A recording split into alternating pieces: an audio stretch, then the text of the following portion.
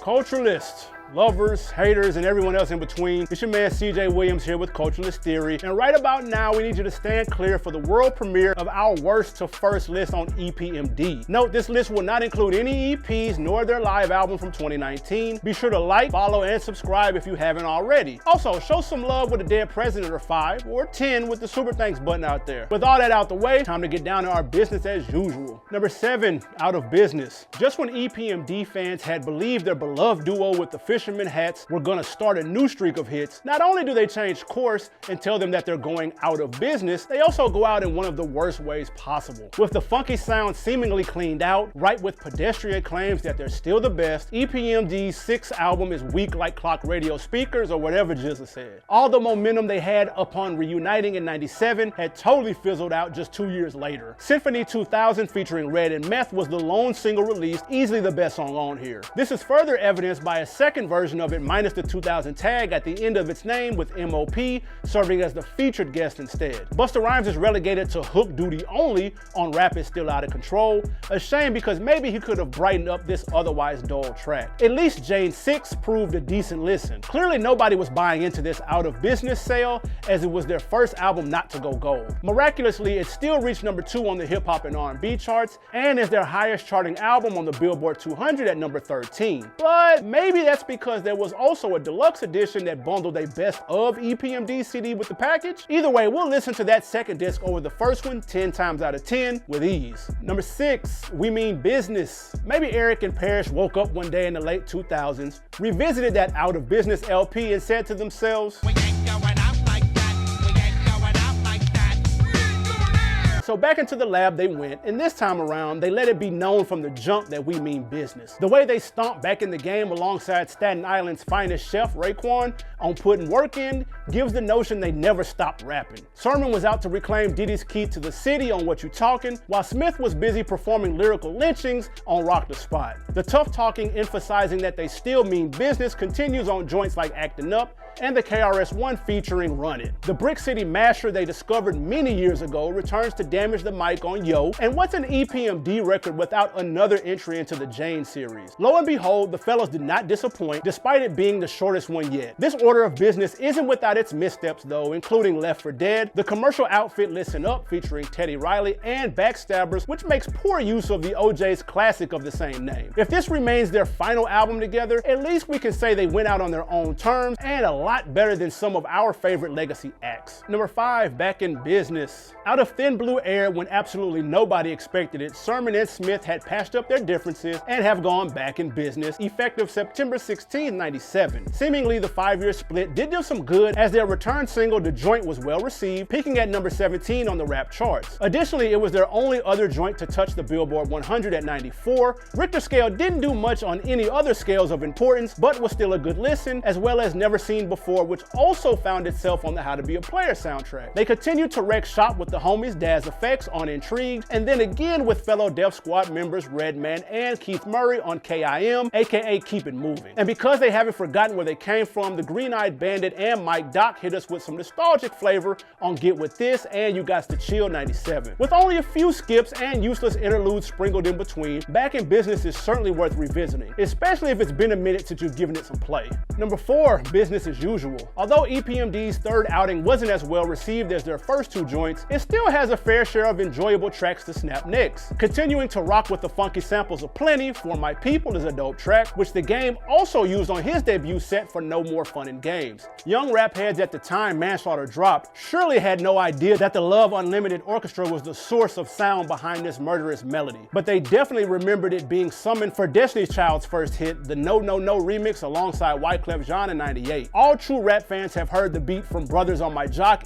in or at least 2 other forms minimum. However, it was the first time a worldwide audience heard the Brick City MC born Reggie Noble in addition to hardcore. EPMD was up on game about Gold Diggers way back in '91, and it was their first jam to top the rap singles. 15 years later, Kanye would make his own iteration of the same name track number 1 on multiple charts across the globe. LL Cool J was in the house on Rampage, and Art seemingly imitated Life on the Hit Squad Heist. What's understood doesn't have to be explained, fam. Take a deeper listen to Give the People, and you'll actually catch a serving of some socio-political food for thought. It's a fat chance that will ever win a Grammy unless we sell out.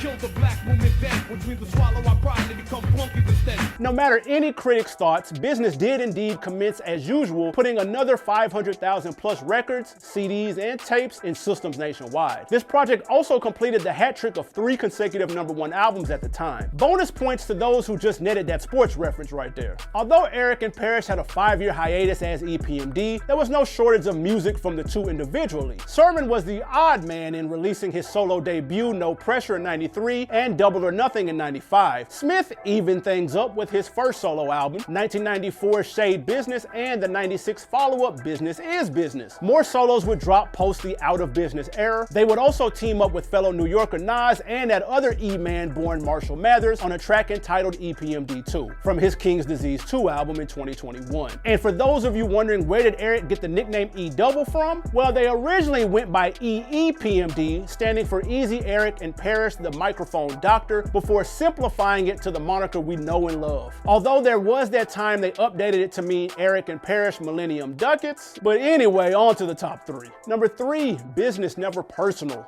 The impact that needed to be made with album number 4 was completed in less than 40 minutes and 11 tracks. In particular, a duo of their most successful singles to date, Headbanger featuring Redman and K Solo, and Crossover. Of course, the irony of the latter track is that it was their only song to sell gold, and the last of the 2 that topped the rap singles charts. The rap era's out of control, brother selling his soul or going, gone, another rapper soul. The timing couldn't have been better because due to the falling out of the pair shortly after its release, we'd be going for half a decade without hearing these Brentwood brothers kick any rhymes together. And truly, these are the reasons why we place this album over Business as Usual. As you could probably gather by our previous statement, most of the tracks here are over before they really get going. Joints not to miss include Chill, Scratch Bring It Back Part 2, Can't Hear Nothing But the Music, and Play the Next Man. Fun fact about the album, although there's a parental advisory sticker on the front, some of the lyrics are still scratched out as if it were radio versions. Not sure what the deal was with that, but chalk it up as a business move, nothing personal. Number 2, Unfinished Business. The Microphone Doctor and E-Double got their first taste of success and immediately went back in the lab as there was some unfinished business that they had to be tended to. Mainly neck snapping and check collecting so they could post up on those fly whips you see on the album cover. Even though main single So What You Saying was the only track to chart from their sophomore set, this was during an era where trivial things like that didn't really matter like they would in the years to come. The album still went gold in a few months of its delivery, proving that the fan base was present. Amongst the stronger tracks included are the underground favorite Please Listen to My Demo with its chilled out melodies. I had dreams of fancy cars and limos, and all I wanted was somebody to listen to my demo. Get the Bozak, known for rocking a sample that would later be the juice behind Darkman X's Get At Me Dog, and of course Strictly Snapping Necks. If LL's Def Jam in the Motherland made your head nod in the 2 months before this album's release, then so would It's Time to Party, possibly. Fellow Brentwood spelling bee champ Kevin Madison, better known as K Solo, was introduced on Knick Knack Paddywhack, which actually goes harder than the name would suggest. Legend has it that S.O. Low believed DMX bit his Spellbound track while they were in the clink together way back when, leading to them taking jabs at one another on wax. But in the END, there's no DEBATE who had the better CAREER. Nor is there any mass confusion on the legacy of this classic LP. Number 1, Strictly Business. The union of big boy Eric Sermon with the noticeable lisp and the smooth-flowing, rugged-talking Parrish Smith may have seemed the unlikely pair to go the distance at first, but any of that noise was quickly muted by the funky fresh grooves and braggadocio that covered their 1988 debut effort, Strictly Business. If you're questioning why they later dubbed themselves as pioneers, well, where do we begin? While their lead single, It's My Thing, is solid, it didn't resonate when released in '87. Jehovah's Camp would use the same track for what ended up being his first Billboard charting hit, Ain't No. The equally rockin' Let the Funk Flow, with a major assist from the JB's Monorail, would be lifted for the Love It or Hate It joint Nostradamus in 1999. You already know how hard the title track and You Gots to Chill go. Always calm under pressure, no need to act ill. Listen when I tell you, boy, you got to chill.